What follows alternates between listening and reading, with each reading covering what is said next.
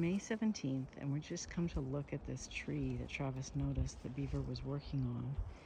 And it looks like the beaver's been taking what's useful off of it.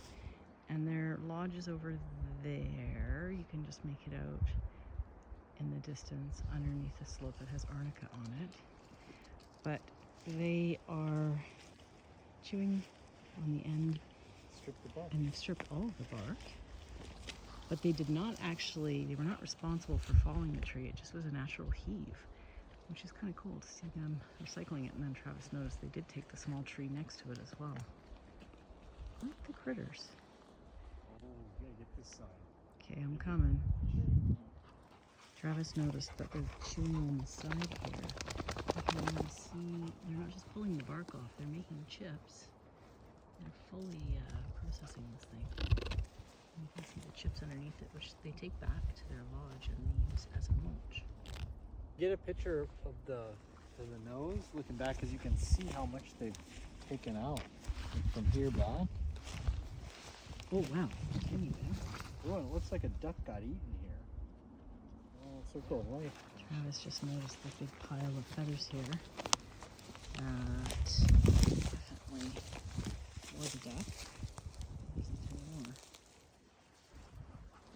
It's kind of idyllic. There was a big rainstorm with lightning last night, and it poured, and now everything is so green from the big nitrogen load.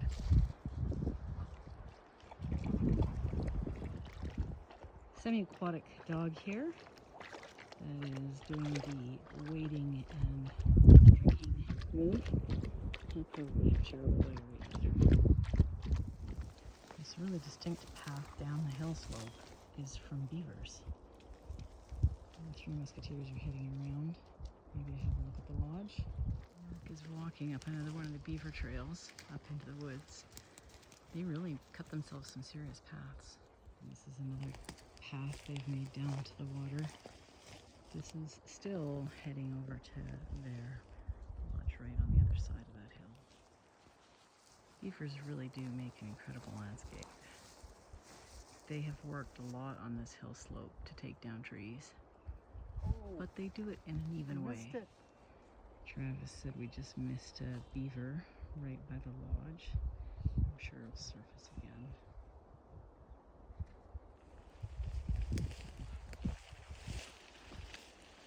Watch yourself, man.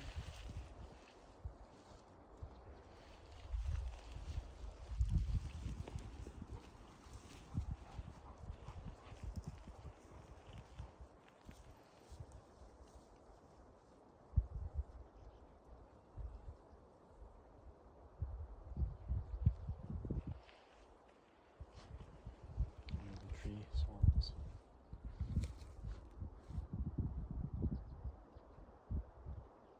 There's a really big beaver swimming towards where we're at. How big do you think that is? 60 pounds? 40 pounds? 30 pounds? Big. Oh, just went into third gear. Ready to go.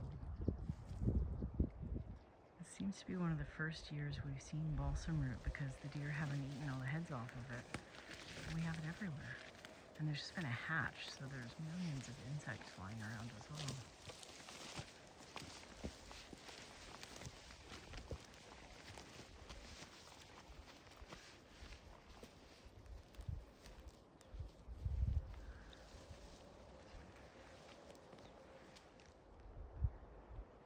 You can tell that in this case the fire had come through after this tree was felled because of the springboard notch. And the springboard notch is in it, but the fire burned the stump. Pretty cool.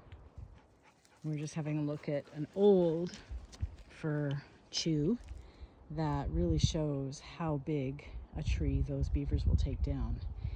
And the kind of slope that they're on. What is that like? I don't know, what do you think that is? A 60-degree slope? It's steep. It's steep. That's why we wrapped this pine tree, because we don't want them to take it down. This is the hillside slope, which is the younger generation. Each one of these lodges has 5 individuals at least living in it. All the lichens on the old beaver chews here made us think that these were really ancient signs of beaver activity. This is a pretty funny one that we thought was worth a sign. So the sign says, warning, this property is protected by a highly trained beaver, not responsible for injury or possible death. Because they fall stuff in crazy ways. You can see this one. They fell it, but they didn't take it.